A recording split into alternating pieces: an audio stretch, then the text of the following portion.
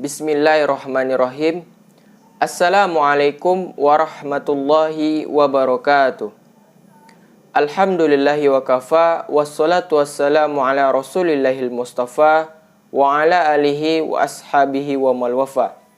Rabbi syrahli sadari wa yassirli amri, wahlul uqdatam min lisani yafqahu qawli. Puji syukur atas kehadirat Allah Subhanahu wa ta'ala yang telah memberikan rahmat serta hidayahnya kepada kita untuk dapat melaksanakan perkuliahan kita pada hari ini. Salawat beriringkan salam masih tetap kita lantunkan kepada junjungan alam kita, yakninya baginda Rasulullah Sallallahu Alaihi Wasallam dengan mengucapkan lafaz Allahumma salli ala sayyidina Muhammad wa ala ali sayyidina Muhammad.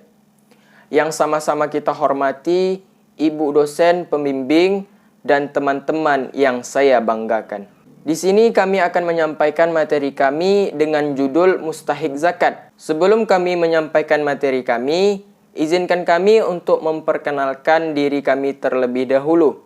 Saya Sahrul Gunawan sebagai penyaji pertama, Dinda Rizka Cahyani sebagai penyaji kedua, dan Tawari Hayati sebagai penyaji ketiga. Baiklah, kita masuki saja materi kita pada hari ini. Mustahik zakat. Pengertian mustahik zakat. Mustahik zakat adalah orang-orang yang berhak menerima harta zakat. Ada 8 asnaf atau golongan, yakni fakir, miskin, amil, petugas zakat, mu'alaf qulubuhum, orang yang baru masuk Islam, riqab, orang yang telah memerdekakan budak zaman dulu, gorim, orang yang berhutang, orang yang berjihad di jalan Allah fi sabilillah, dan ibnu sabil yang dalam perjalanan. Dari 8 asnaf itu, yang mesti didahulukan adalah fakir dan miskin. Biasanya fakir didefinisikan sebagai orang yang tidak berpunya apa-apa, juga tidak bekerja atau pengangguran. Sementara orang miskin adalah orang yang bisa mencukupi kebutuhan hidup diri dan keluarganya, tapi serba berkekurangan. Umumnya, zakat yang diberikan kepada mereka yang bersifat konsumtif, yaitu untuk memenuhi kebutuhan sehari-hari. Adapun dalil tentang mustahik zakat, yaitu Allah Subhanahu wa ta'ala dalam firman-Nya telah menentukan orang-orang yang berhak menerima zakat, yaitu pada Quran surah At-Taubah ayat 60 yang berbunyi, A'udzu billahi minasy syaithanir rajim. Bismillahirrahmanirrahim. Innamas shadaqatu lil fuqara'i wal masakini wal 'amilin 'alaiha wal mu'allafati qulubuhum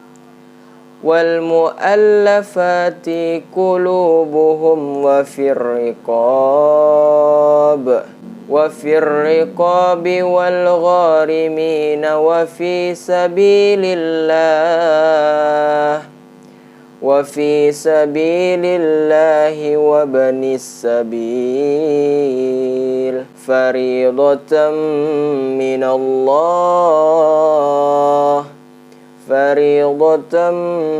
minallahi wallahu alimun hakim. Shadaqallahul azim. Yang artinya, sesungguhnya sedekah zakat-zakat itu hanyalah untuk orang-orang fakir, orang-orang miskin, pengurus-pengurus zakat, para mu'alaf yang dibujuk hatinya, untuk memerdekakan budak, orang yang berhutang untuk jalan Allah, dan orang yang sedang dalam perjalanan sebagai suatu ketetapan yang diwajibkan Allah, dan Allah Maha Mengetahui lagi Maha Bijaksana. Ayat tersebut menggunakan kata innama sebagai huruf hasr atau pembatasan. Makna zahir yang dikehendaki adalah membatasi mustahik zakat sehingga orang-orang yang tidak termasuk dalam kategori ini tidak berhak menerima zakat. Dalam hadis riwayat Abu Daud dari Ziyad bin Al-Harith Al-Sada'i, Rasulullah Shallallahu Alaihi Wasallam bersabda, sesungguhnya Allah Subhanahu Wa Taala berwasiat dengan hukum Nabi dan juga tidak dengan hukum lainnya sampai Dia memberikan hukum di dalamnya. Maka Allah membagikan zakat kepada 8 bagian. Apabila kamu termasuk salah satu dari bagian tersebut, maka aku berikan hakmu. Hadis riwayat Abu Daud. Bolehkah zakat itu diberikan kepada satu golongan saja, atau harus diberikan kepada 8 golongan tersebut secara merata? Pertama, menurut Malik dan Abu Hanifah, penguasa boleh mengkhususkan penerimaan zakat kepada satu golongan saja atau lebih apabila situasi dan kondisinya.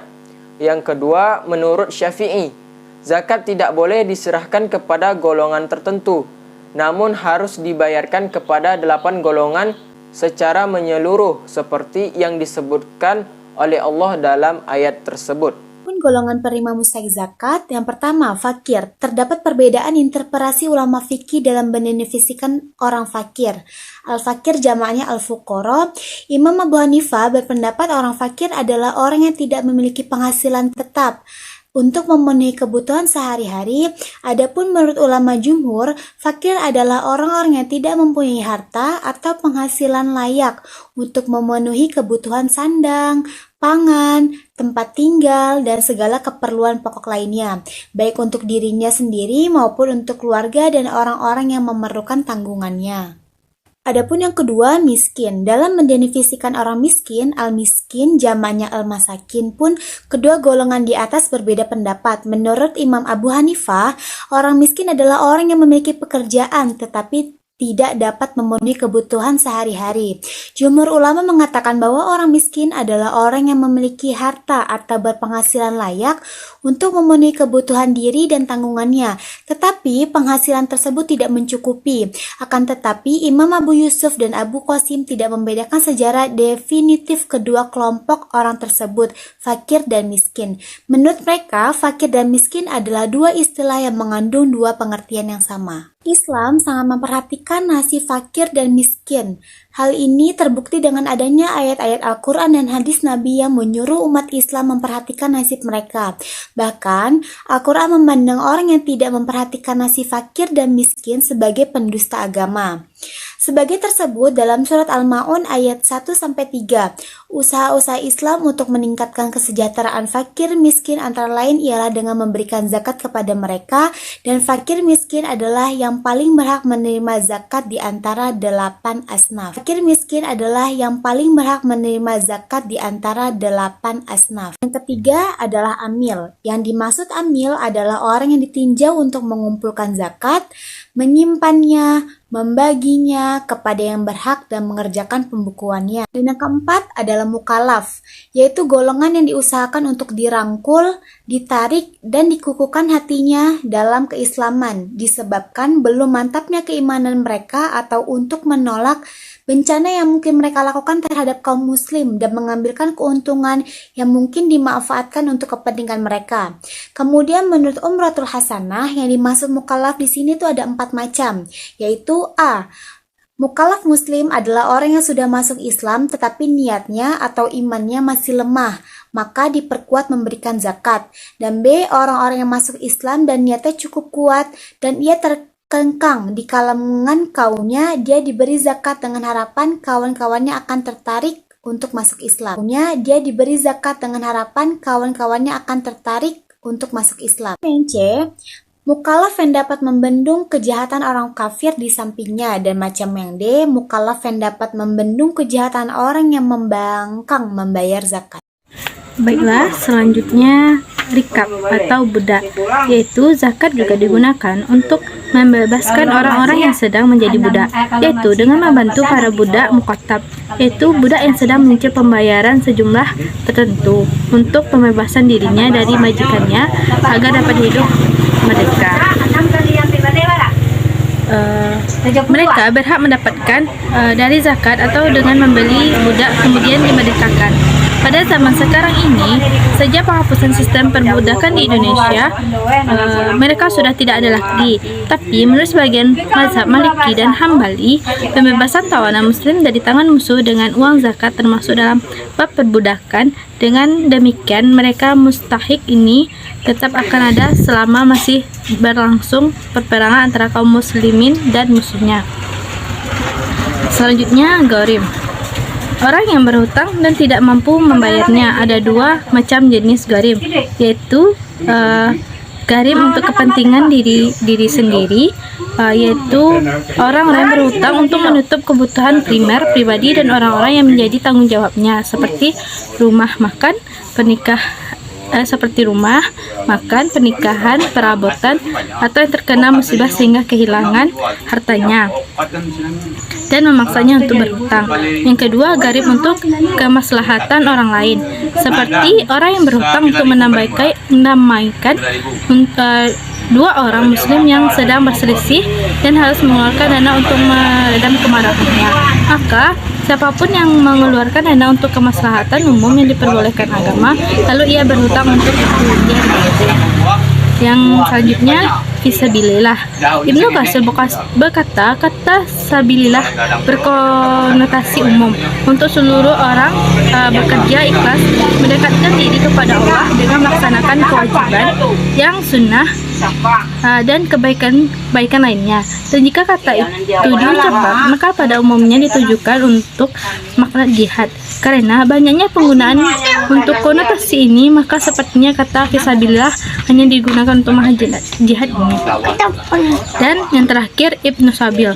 Mereka adalah para musafir yang kehabisan biaya di negara lain.